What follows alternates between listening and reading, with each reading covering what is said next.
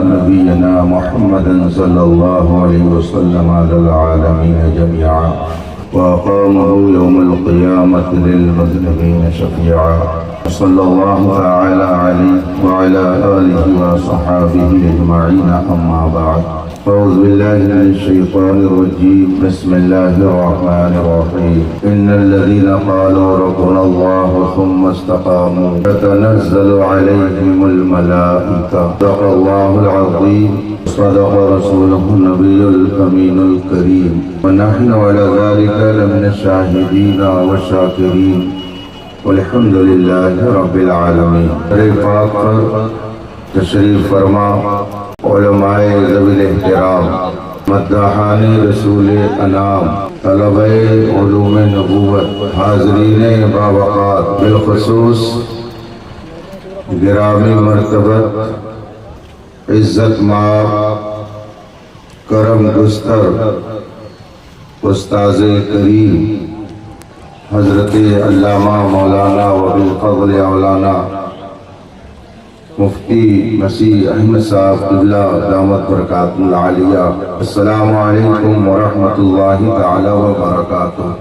جس کی پرنور فضاؤں میں ہم اور آپ اپنے دل و دماغ کو تر و تازہ کرنے کے لیے حاضر ہیں، شہر کے خوش عقیدہ مسلمانوں نے اپنی عقیدت و محبت کے اظہار میں جشن شہید اعظم کے عنوان سے اسے منعقد کیا۔ استاذ الاساتذہ حضرت مفتی عبدالسلام صاحب قادری دامت ظل العالی نے مجھے اس پروگرام میں شرکت کے لیے حکم دیا۔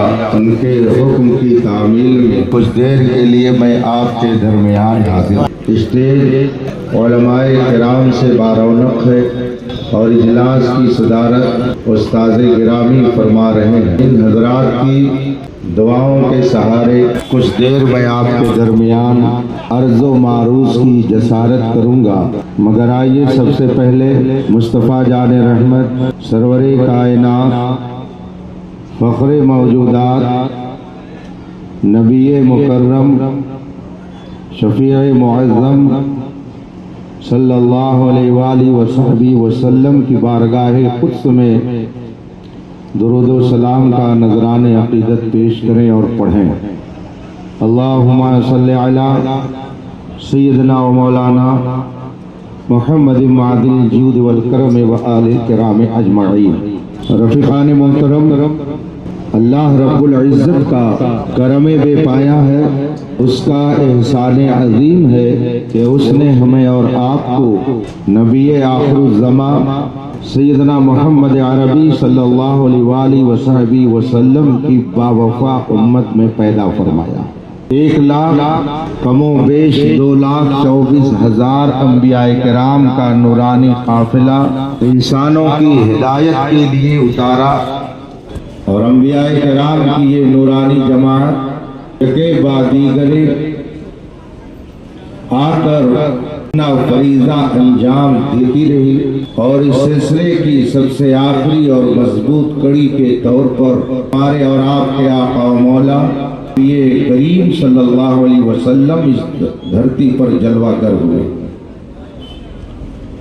رسول پاک صلی اللہ علیہ وسلم پر ایمان لانے والے اولین وفادار، جنہیں گروہ صحابہ کہا جاتا ہے، ان کی جد و جہد، ان کی کوشش اور ان کی تبلیغ کی بدولت شرق و غرب اور شمال و جنوب میں اللہ اکبر کی صدا بلند ہونے لگی، دنیا بھر میں توحید و رسالت کا ڈنکا بجنے لگا۔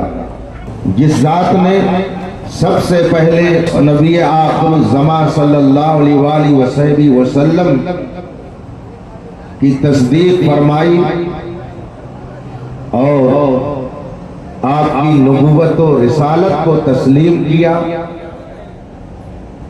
اس عظیم ہستی کا نام ابو بکر صدیق ہے۔ لیکن ایک روایت میں یہ بھی آیا ہوا ہے کہ رسول پاک صلی اللہ علیہ وسلم پر ایمان لانے والی سب سے پہلی عظیم شخصیت کا نام حضرت علی ہے۔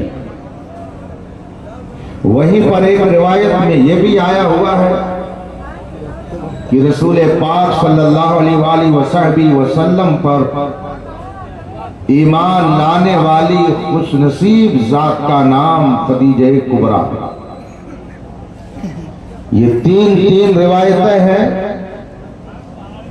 جو سب کے سب اولیت کا پتہ دیتی ہیں، اور یہ معلوم ہوتا ہے کہ سب سے پہلے فلاں نے ایمان کی دولت حاصل کی، سب سے پہلے فلاں نے ایمان کی دولت حاصل کی۔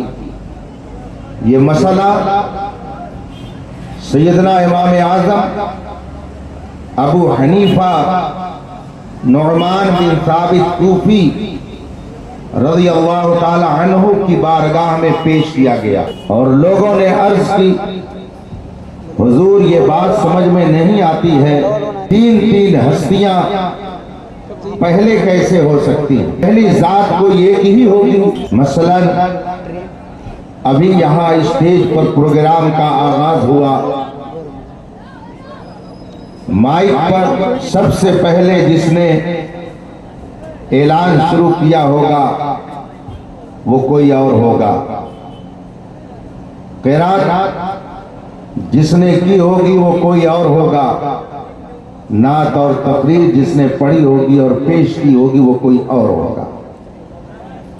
لیکن اگر ایک صاحب کہیں 4-6 لوگوں کا نام لے کر کہ مائک پر پہلے یہ آئے، پھر کچھ دیر کے بعد کہیں مائک پر پہلے یہ آئے، اور نام بدل بدل کر کے بتائیں، تو سامنے والے کو تعجب ہوگا اور وہ شک اور تردد میں پڑ جائے گا کہ سب پہلے کیسے ہو سکتے ہیں، پہلے تو کوئی ایک ہی ہوگا۔ سیدنا امام اعظم رضی اللہ تعالیٰ عنہ کی بارگاہ میں یہ مسئلہ پیش کیا گیا، آپ نے فرمایا اس میں کوئی تعجب کی بات نہیں ہے، تینوں روایتیں اور تینوں باتیں اپنی اپنی جگہ پہ درست ہیں۔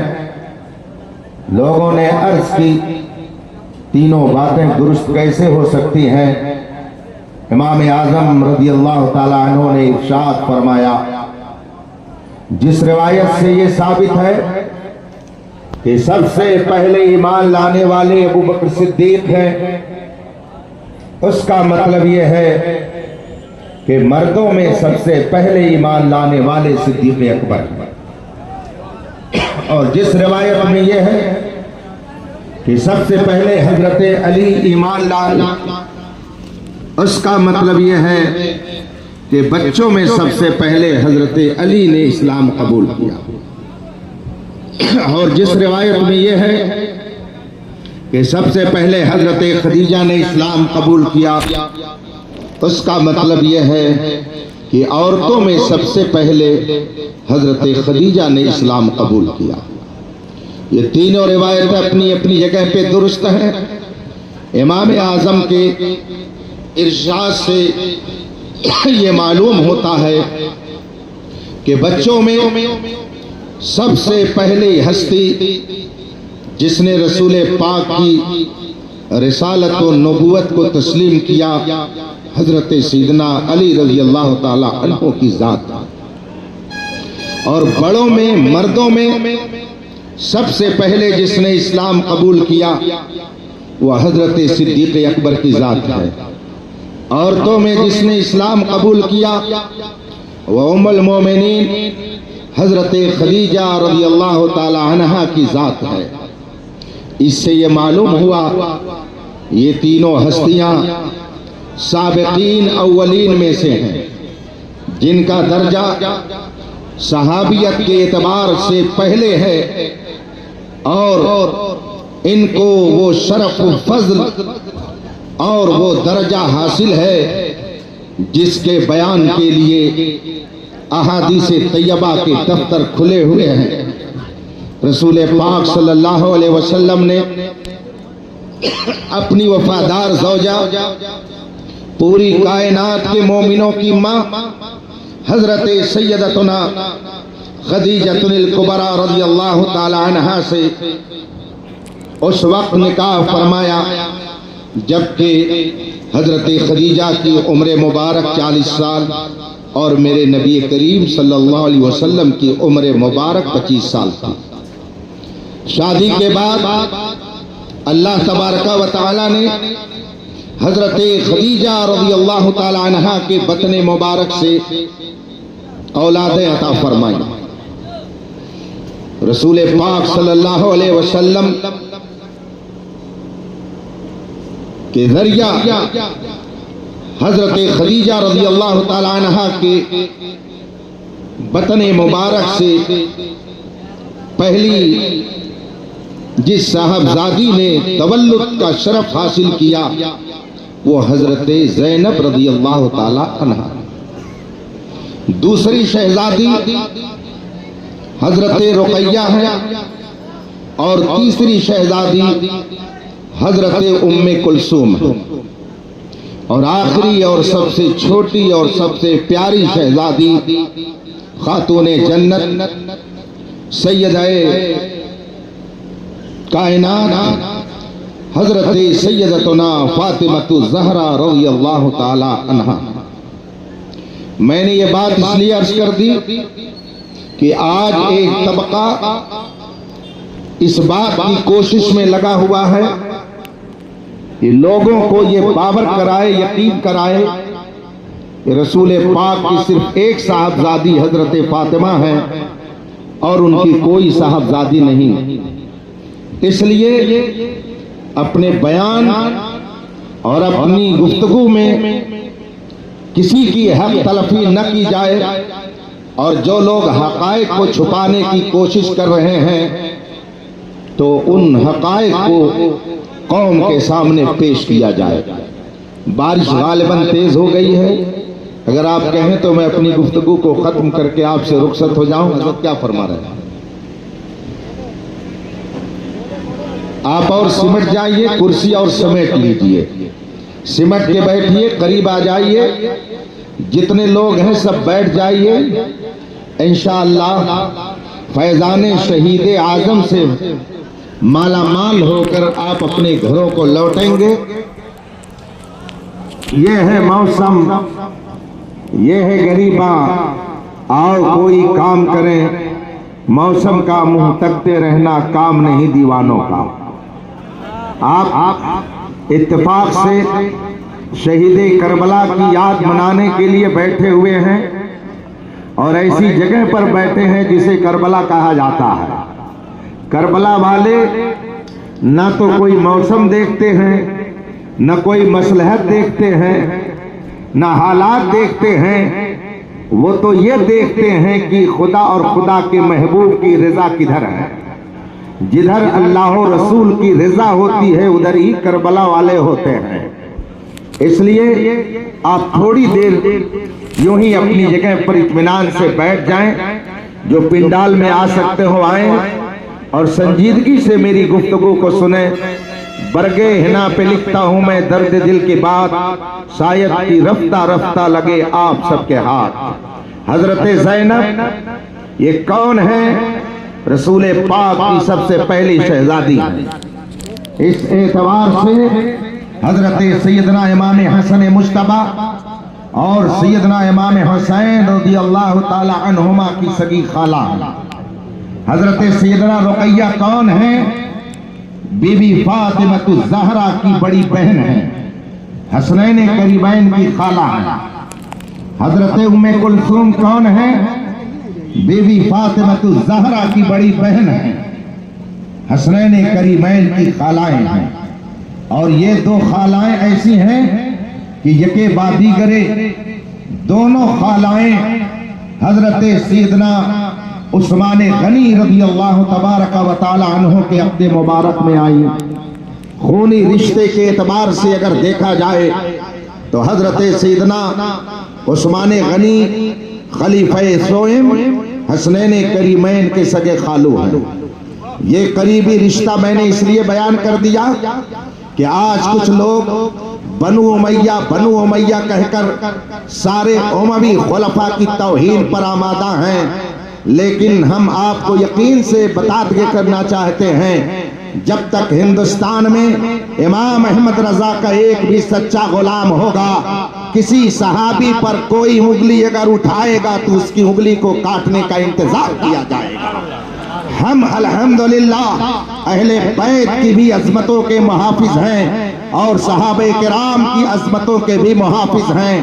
ہم نے رسول پاک صلی اللہ علیہ وسلم کا کلمہ پڑھا ہے۔ رسول پاک نے اگر اہل بیت کی محبت کا ہمیں درس دیا ہے تو اپنے صحابہ کی بھی عظمت کا ہمیں سبق عطا کیا ہے۔ اس لیے کسی ایک کو چھوڑ کر کے کوئی چاہے کہ میں رسول پاک تک پہنچ سکتا ہوں، وہ جہنم میں تو جا سکتا ہے مگر رسول پاک تک اس کی رسائی کبھی نہیں ہو سکتی ہے۔ رسول پاک صلی اللہ علیہ وسلم کی چاروں شہزادیوں میں سب سے پیاری اور سب سے چھوٹی شہزادی خاتون جنت حضرت فاطمہ الزہرا رضی اللہ تبارک و تعالی عنہا کی ذات ہے۔ اللہ تبارک و تعالی جسے جو فضل چاہے عطا فرما دے، جس کو جو چاہے رتبہ عطا فرما دے۔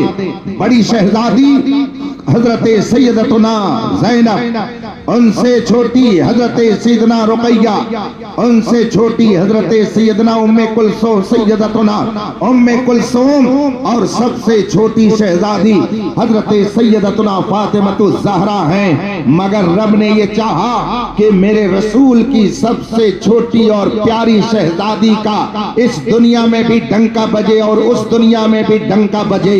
ذالک فضل اللہ یؤتیہ من یشاء، یہ خدا کا فضل ہے، وہ اپنا فضل جسے چاہے عطا کر دیتا ہے۔ شہزادی ہونے کا شرف تو 3 اور شہزادیوں کو بھی حاصل ہوا، مگر کائنات میں شہید اعظم کی ماں بننے کا شرف صرف خاتون جنت فاطمہ الزہرا کو حاصل ہوا۔ پوری کائنات میں جس کے نام کا ڈنکا سب سے زیادہ بج رہا ہے خاتون جنت فاطمہ الزہرا کی ذات ہے۔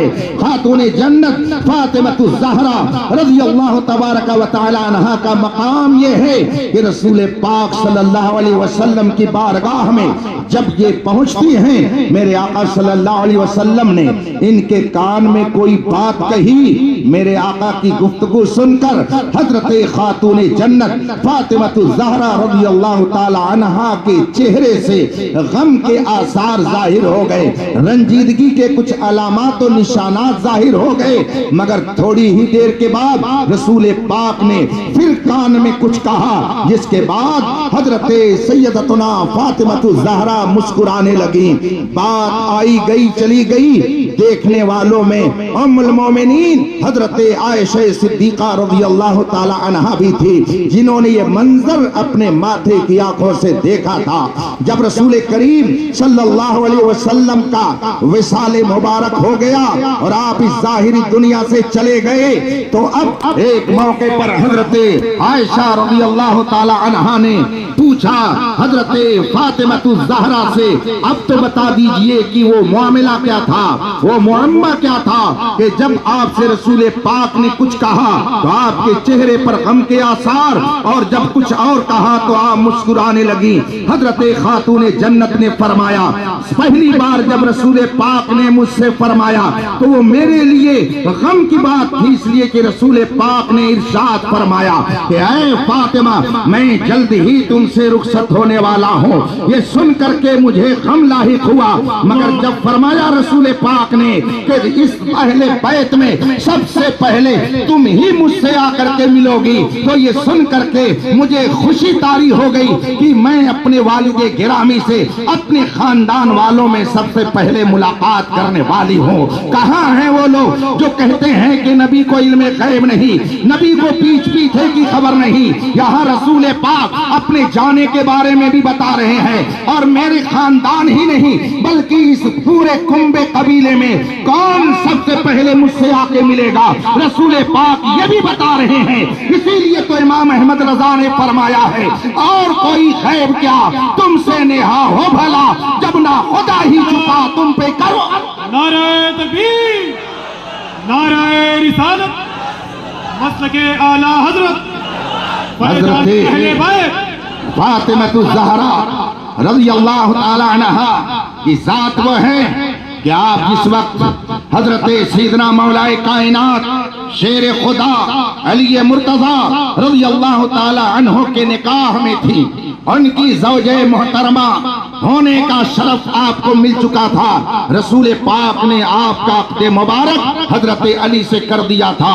اس وقت کی بات ہے، حضرت علی رضی اللہ تعالی عنہ کے ذہن میں یہ بات آئی کہ ابو جہل کی فلاں بیٹی ہے، اس سے بھی کیوں نہ نکاح کر لیا جائے، اس لیے کہ آج بھی بہت سارے لوگ 4 نکاح کرتے ہیں، اس زمانے میں بھی کرتے تھے، بلکہ اس وقت زیادہ رواج تھا، آج کم ہے۔ ہندوستان میں شاید ہی کوئی مسلمان ملے کہ جو 4 عورتیں رکھتا ہو۔ ہاں یہ اور بات ہے کہ کسی کو ایک بھی رکھنے کی طاقت نہیں ہے تو وہ ایک بھی نہیں رکھ پاتا ہے، اور اسلام کا کلمہ پڑھنے کے بعد کسی کو 4 کی انرجی مل جائے تو اس میں کون سے تعجب کی بات ہے۔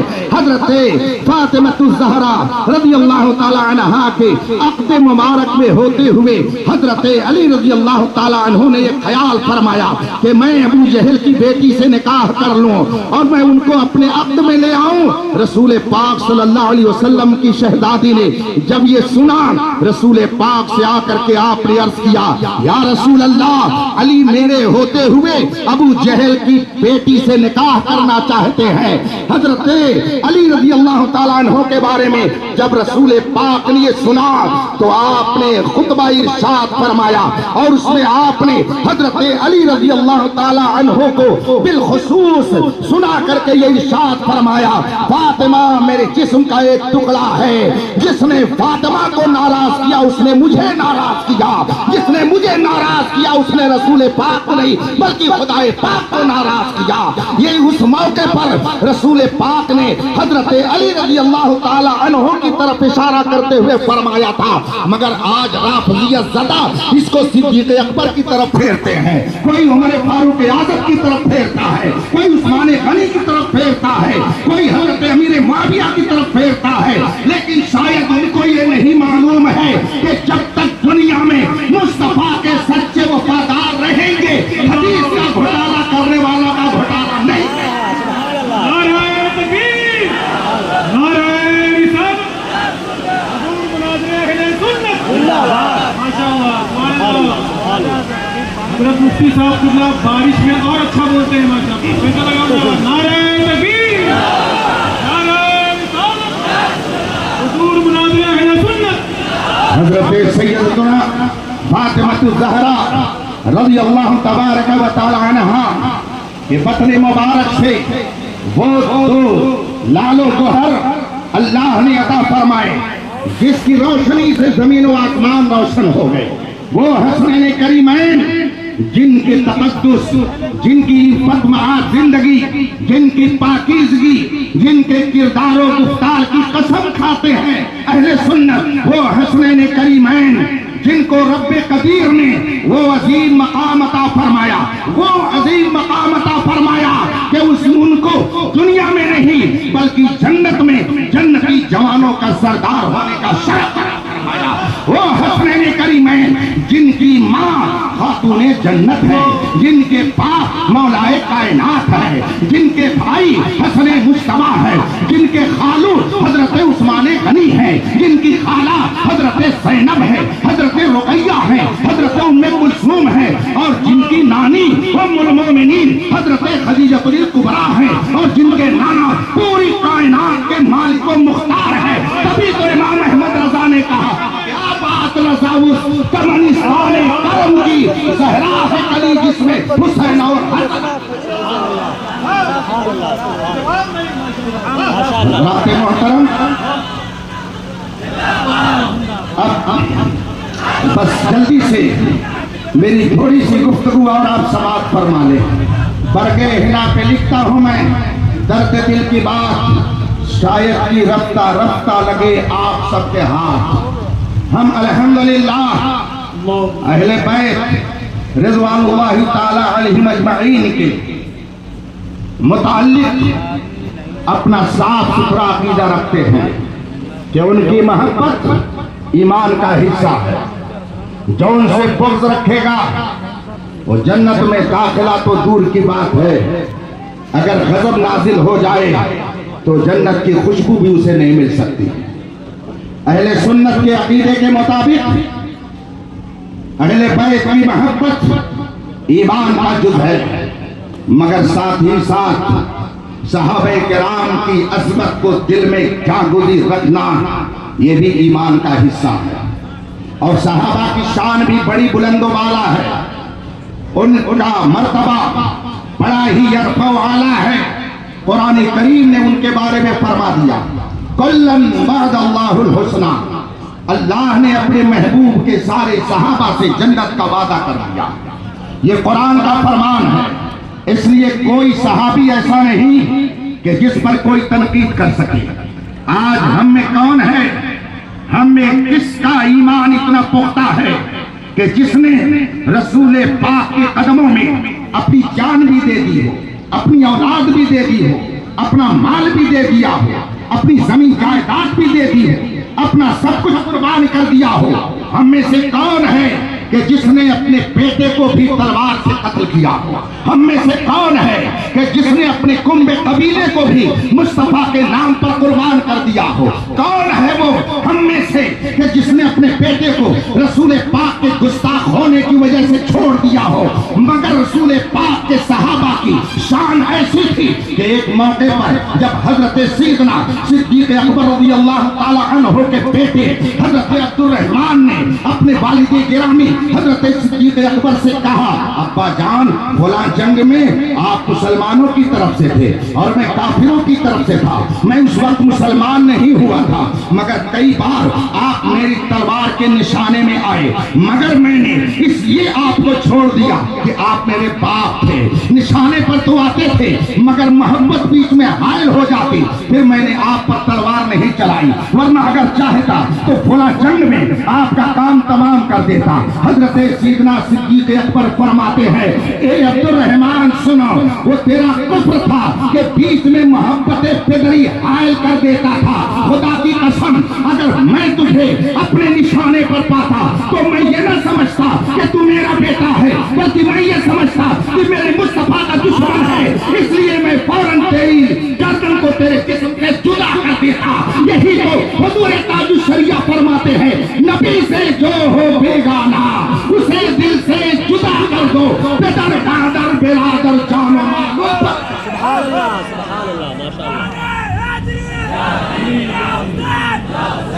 حضرات محترم، گفتگو بہت لمبی ہو جائے گی اور مجھے کچھ ہی دیر میں یہاں سے رخصت ہو کر پھر اگلے سفر پر نکلنا ہے، اور اگلا سفر بھی کسی اپنی ذاتی غرض کے لیے ہے، کسی اپنے ذاتی مقصد کے لیے نہیں۔ الحمدللہ ہم لوگ جیتے ہیں تو نبی کے لیے، ہم لوگ بولتے ہیں تو نبی کے لیے، ہم اگر سنتے ہیں تو نبی کے لیے، اس لیے کہ ہمارے امام صرف ہمارے ہی امام نہیں بلکہ دنیا کے مسلمانوں کے امام، اہل سنت کے امام، مفسرین کے امام، محدثین کے امام، فقہاء کے امام، مفتیان کرام کے امام، دانشوروں کے امام، متقیوں کے امام، پرہیزگاروں کے امام، بڑے سے بڑے فلسفی کے امام، بریلی کے امام، امام احمد رضا نے کہا ہے ذہن میں زبان تمہارے لیے، بدن میں ہے جان تمہارے لیے، ہم آئے یہاں تمہارے لیے،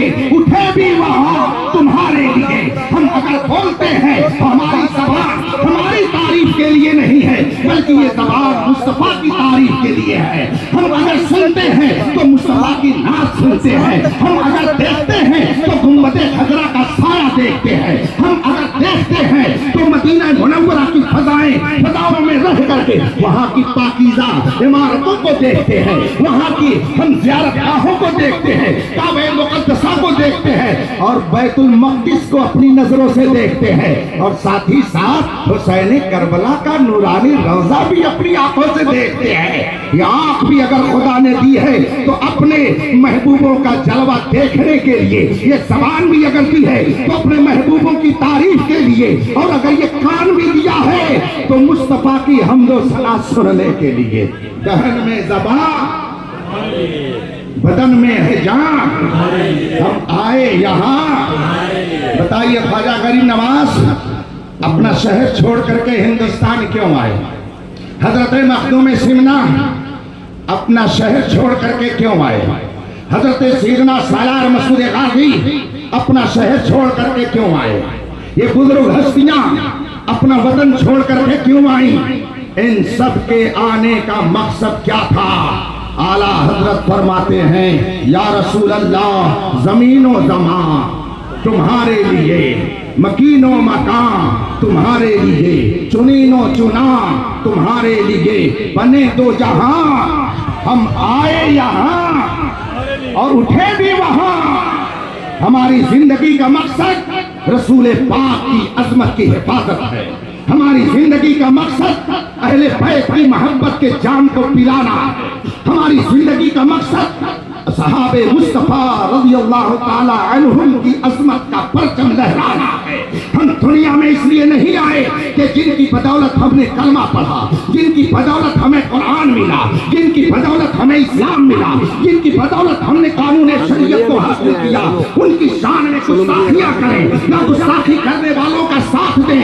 ہم تو الحمدللہ ان لوگوں میں ہیں کہ کھاتے ہیں تیرے در کا، پیتے ہیں تیرے در کا، پانی ہے تیرا پانی، دانا ہے تیرا دانا۔ ہاں البتہ کچھ لوگ ایسے ہیں کہ کھاتے ہیں وہیں، رہتے ہیں وہیں، پیتے ہیں وہیں، مگر جس پلیٹ میں کھاتے ہیں اس میں سوراخ کرتے ہیں۔ اعلیٰ حضرت ان کے بارے میں فرماتے ہیں تیرا کھائیں تیرے غلاموں سے الجھیں، بڑے بے حیا کھانے غرانے والے۔ تو ہم لوگ غرانے والوں میں نہیں ہیں، گنگنانے والوں میں ہیں۔ ہم کبھی امام حسین کا گن گاتے ہیں، کبھی امام حسن مجتبیٰ کا گن گاتے ہیں، اور میں مشاہدی صاحب سے یہ بھی عرض کروں گا کہ وہ صرف لبیک یا حسین کا نعرہ نہ لگائے، اس لیے کہ شیعوں کا ایک طبقہ اس وقت حضرت امام حسین کو نیچے دکھانے کی کوشش میں لگا ہوا ہے۔ وہ کہتا ہے کہ آخر انہوں نے حضرت امیر معاویہ کو خلافت کیوں سونپ دی، اس لیے نہ ہم حضرت امیر معاویہ کو مانیں گے نہ امام حسن مجتبیٰ کو مانیں گے۔ اسی لیے وہ نام صرف لیتے ہیں تو حسین کا لیتے ہیں، وہ اگر ذکر کرتے ہیں تو حسین کا کرتے ہیں، مگر ہم ایسا نہیں کرتے ہیں۔ ہم تو حسن مجتبیٰ پر بھی لبیک یا حسن کہتے ہیں، لبیک یا حسین کہتے ہیں، لبیک یا ابا بکر کہتے ہیں، لبیک یا فاروق کہتے ہیں، لبیک یا عثمان کہتے ہیں، لبیک یا علی کہتے ہیں۔ تیرے قدم پر جنہوں نے اپنی جان کو قربان کر دیا، ہم سب پر اپنے آپ کو قربان کر دیا۔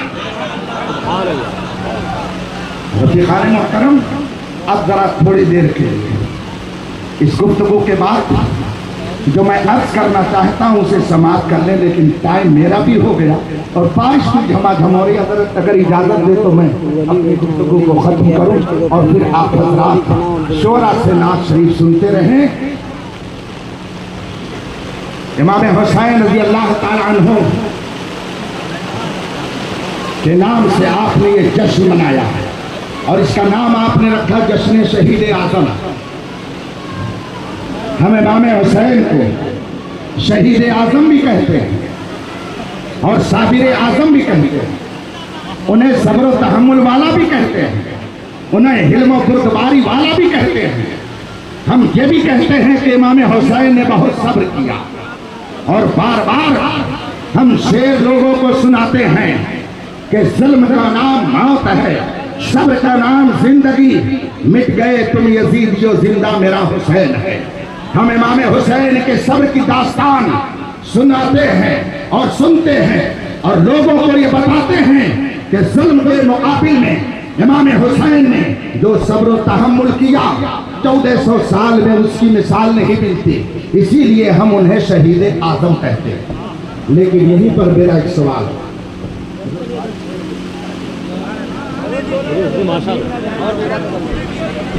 درود شریف پڑھیے، اللہم صلی علی سیدنا و مولانا محمد معدن الجود والکرم والہ الکرام اجمعین۔ بتائیے امام حسین صابر ہیں کہ نہیں ہیں؟ انہوں نے صبر کیا کہ نہیں کیا؟ آپ سب مانتے ہیں؟ چلیے اب آئیے ذرا دوسرے ڈھنگ سے میں آپ کے سامنے کچھ گفتگو کر کے جلدی سے رخصت ہو جاؤں۔ सब्र का माना क्या लेते हैं? सब्र किसको कहते हैं? हम लोग सब्र का क्या मफहूम समझते हैं? यही ना कि अगर कोई आपको कुछ कह दे तो आप खामोशी से सुन लीजिए और उसको कोई जवाब न दीजिए, तो आपको क्या कहा जाएगा कि आपने सब्र किया। आप लोग अपनी जगह पे ऐसे बैठे रहिए थोड़ी देर, वरना फिर वक्त भी चला जाएगा और मैं भी जल्दी से रुखसत हो जाऊंगा। सब्र का माना क्या होता है कि अगर आपको कोई कुछ कहे तो आप उसका जवाब, देखिए आपने सब्र का माना यही बताया है, मैंने नहीं बताया है, बात आपने पूरी की है। जैसे हम लोग कहते हैं उस्ताद गिरामी हजरत अल्लामा मुफ्ती मसीह अहमद साहब का वो सब्र वाले हैं, और मतलब यही लेते हैं।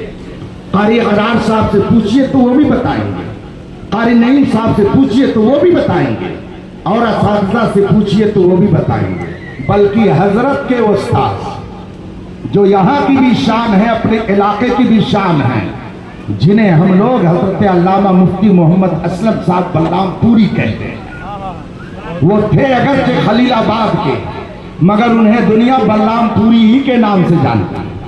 मेरे घर से 12 किलोमीटर की दूरी पर हजरत का दौलत खाना, मैंने हजरत से मुतअद्दिद बार मुलाकात भी की और गुफ्तगू भी की। वो अगरचे संत कबीर नगर जिले के थे, मगर लोग उन्हें बलरामपुरी ही कहते थे। उनकी कुर्बानियां भी बेशुमार हैं। उनसे भी अगर आप पूछते उनके दौर में कि हजरत मुफ्ती मसीह साहब बताइए सब्र वाले हैं कि नहीं, तो वो भी यही कहते हैं, बहुत साबिर हैं। कैसे हजरत? तो कहेंगे कोई अगर कुछ कह दे, हजरत कोई जवाब नहीं देते हैं, सुन लेते हैं मगर उलट करके उसे कुछ बोलते नहीं हैं, इसलिए बहुत साबिर है। यही तो सब्र का माना लिया जाता है। आप लोग अपनी बात से हटिएगा नहीं। करबला में जो ना हटे वो हुसैनी है, और जो इधर से उधर हो जाए वो यजीदी है। याद रखिएगा, मुसलमान अगर सच्चा हुसैनी इस जमाने में हो जाए तो ये कहना ही नहीं पड़ेगा कि पक्के सुन्नी बन के रहो, इसलिए कि जो सच्चा हुसैनी होगा वही तो पक्का सुन्नी होगा। वो ये थोड़ी देखता है हालात कैसे हैं, वो ये थोड़ी देखता है मसलहत का तकाजा ये है। वो मैदान करबला से सबक लेता है। इमाम हुसैन अपने 72 रुकू से कुदसिया के साथ थे। मसलहत क्या कह रही थी, हालात क्या कह रहे थे, वहां का माहौल क्या कह रहा था कि सरेंडर कर दिया जाए, जो कह रहा है यजीदी उसको मान लिया जाए, यजीद की बैत तस्लीम कर ली जाए। थोड़ी देर के लिए अगर ये कह देंगे तो जान तो बच जाएगी और आप शहीद तो नहीं होंगे, कत्ल खारत गली का बाजार तो नहीं गर्म होगा। मगर इमाम हुसैन ने बता दिया कि मर्द हक बातिल से हरगिज़ खौफ खा सकते नहीं, सर कटा सकते हैं लेकिन सर झुका सकते नहीं। ये हुसैनियत है कि हालात जो देख करके खुद नहीं बदलती है बल्कि हालात को खुद बदल दिया करती है। और दुनिया ने देख लिया इमाम हुसैन न बदले तो दुनिया बदल गई, और कहा जा रहा है कत्ले हुसैन असल में मर्गे यजीद है, इस्लाम जिंदा होता है। हुसैन वो है जो हालात के सामने खुद नहीं बदलता बल्कि हालात को बदल दिया करता है। ये है हुसैनियत। सच्चा हुसैनी सच्चा सुन्नी होगा। आप अपनी बात से इधर उधर मत होइएगा। जो आपको कुछ कह दे और आप कुछ ना कहें तो लोग कहेंगे कि आपने सब्र किया। यही तो माना बताया आपने। अब बताइए फिर इमाम हुसैन ने कैसे सब्र किया? इसलिए कि मैदान करबला में इमाम हुसैन की तारीख उठा करके देखिए। जब मैदान करबला में इमाम हुसैन दुश्मनों के मुकाबले में गए तो बताइए कितने पहलवानों को पहले मारा? 1 2 3 4 कितने पहलवानों को आपने मौत के घाट उतारा? कितने पहलवान थे? पहलवानों का नाम मालूम है? इमाम हुसैन जब आखिर में मैदान करबला में गए, यजीदियों के मुकाबले में गए और उनसे मुकाबला हुआ तो उधर से बहुत भयंकर पहलवान आया, और इसने आने के बाद इमाम हुसैन को ललकारा, जिसका तारीख में नाम तमीम इब्ने कहतबा है। ये बहुत बड़ा नामी गिरामी पहलवान था। अब शायद माहौल ये कह रहा आप सिमट जाइए, اور میں اپنی گفتگو کو اسی پہ ختم کر دوں تاکہ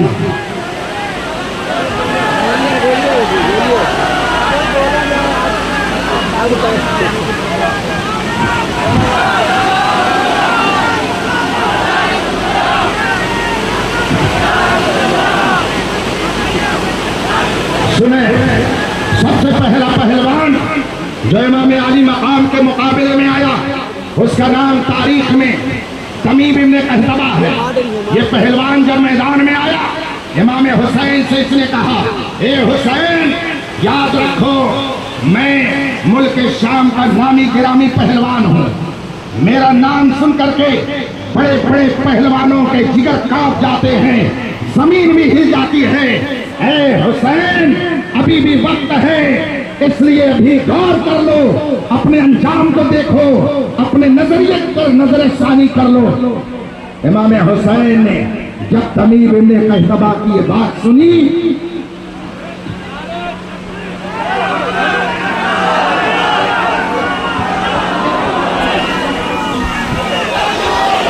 اپنی آنکھوں میں نور بھرتے رہے، یہ اعلیٰ حضرت کے شہزادے، اعلیٰ حضرت کے بڑے شہزادے حجت الاسلام علامہ حامد رضا خان صاحب رحمت اللہ تعالی علیہ، ان کے شہزادے حضور مفسر اعظم ہند علامہ ابراہیم رضا خان صاحب اور جیلانی میاں، ان کے شہزادے ریحان ملت علامہ ریحان رضا خان صاحب، اور ان کے شہزادے حضرت کے والد ماجد حضرت علامہ انجم، اور ان کے شہزادے حضرت علامہ مفتی ارسلان رضا خان صاحب۔ ہم یہ دیکھتے ہیں نہ جانے کتنے پوتے بگڑ گئے، نہ جانے کتنے پوتے بگڑ گئے، مگر اعلیٰ حضرت کے پوتوں کا حال یہ ہے کہ نہ جانے کتنے ان کو دیکھ کر کے سدھر گئے۔ اور ابھی تو میں بات ہی نہیں پہنچا پایا ہوں اپنے مرکز محبت تاج الشریعہ کا، جن کے ذکر میں اگر میں آ جاؤں تو رات ختم ہو جائے گی، مگر ان کی بات نہیں ختم ہو سکتی ہے۔ ہزاروں ایسے ہیں کہ جنہوں نے تاج الشریعہ کو دیکھ کر کے اسلام قبول کیا، ہزاروں ایسے ہیں جنہوں نے بدعقیدگی سے توبہ کی، ہزاروں ایسے ہیں کہ جنہوں نے اپنے آپ کو صراط مستقیم پر لا کر کے کھڑا کر دیا۔ امام اہل سنت اعلیٰ حضرت عظیم البرکت مجدد دین و ملت سیدنا امام احمد رضا فاضل بریلوی رضی اللہ تعالی عنہ نے ہمارے دلوں میں جو محبت نبی کا جامو ڈیلا، آج اسی کا نتیجہ ہے شرق و غرب میں، شمال و جنوب میں، یورپ و افریقہ میں، بر اعظم ایشیا میں، یورپ میں چلے جائیے، امریکہ میں چلے جائیے، دنیا کے جس خطے میں چلے جائیے، جہاں سنی صحیح العقیدہ ہیں وہاں یہ آواز ضرور سنی جاتی ہے، ڈال دی قلب میں عظمت مصطفیٰ سیدی اعلیٰ حضرت۔ میں اس موضوع پہ اگر جاؤں گا تو وقت لگ جائے گا، بس ایک بات میں جس کو عرض کر رہا تھا، حضرت سیدنا امام علی مقام میدان کربلا میں تشریف لے گئے، اور سب سے پہلے مقابل میں جو آیا اس کا نام کیا میں نے بتایا؟ بھول گئے؟ اتنی جلدی بھول جاتے ہیں برلام پور والے؟ تب تو ہم کو شبہ ہو رہا کہ شاید آپ لوگ مفتی اسلم صاحب کو بھول تو نہیں گئے۔ ہاں تو بھولا مت کیجئے، جو بزرگوں کو بھول جاتا ہے تو دنیا اسے بھلا دیتی ہے، اور جو بزرگوں کو یاد رکھتا ہے تو دنیا اسے یاد رکھتی ہے، اس لیے بھولیے گا نہیں۔ جس پہلوان نے سب سے پہلے مقابلہ آرائی کی جرأت کی اس کا نام تاریخ میں تمیم ابن قحطبہ پہلوان تھا، ملک شام کا رہنے والا تھا۔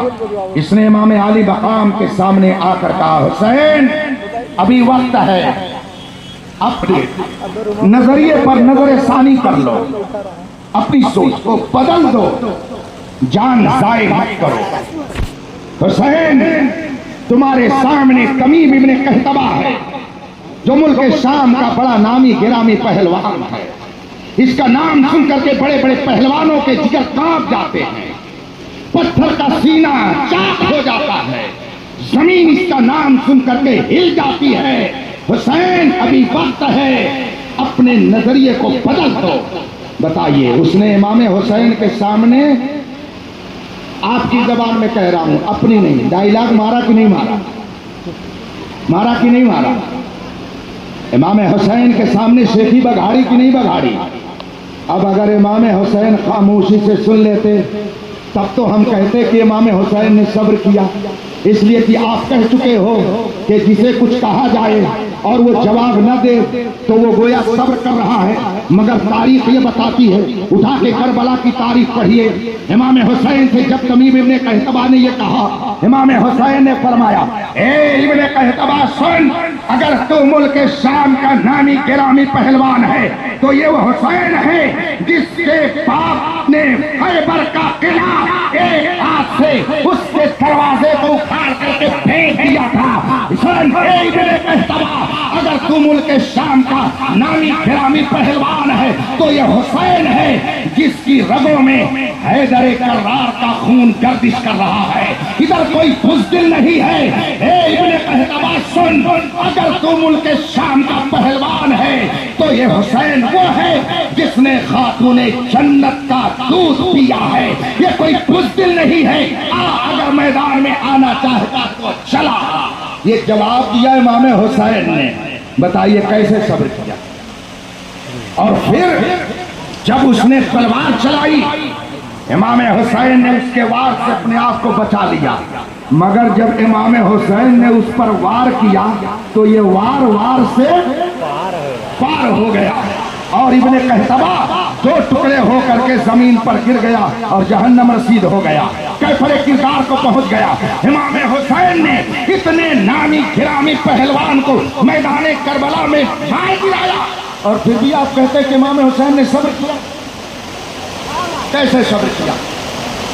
جس روز آپ یہ سمجھ لیں گے، جس دن آپ اس نقطے کو سمجھ لیں گے، اس فلسفے کو سمجھ لیں گے، تو آپ بھی کہیں گے سر پر ہوائے ظلم چلے، سو جتن کے ساتھ اپنی کلاہ کج ہے اسی پاک پن کے ساتھ۔ اور کرتے رہیے گا کہ امام حسین نے صبر کیسے کیا، جبکہ نامی گرامی پہلوانوں کو قتل کر کے انہیں جہنم رسید فرما دیا، ان کی بات کا جواب بات سے دیا، ان کی تلوار کا جواب تلوار سے دیا، ان کے وار کا جواب وار سے دیا، پھر بھی آپ کہتے ہیں کہ امام حسین نے صبر کیا۔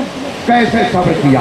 اس کو پڑھیے، جب آپ پڑھیں گے تو انشاءاللہ اس فلسفے کو سمجھ جائیں گے۔ وآخر دعوانا ان الحمدللہ رب العالمین۔ السلام۔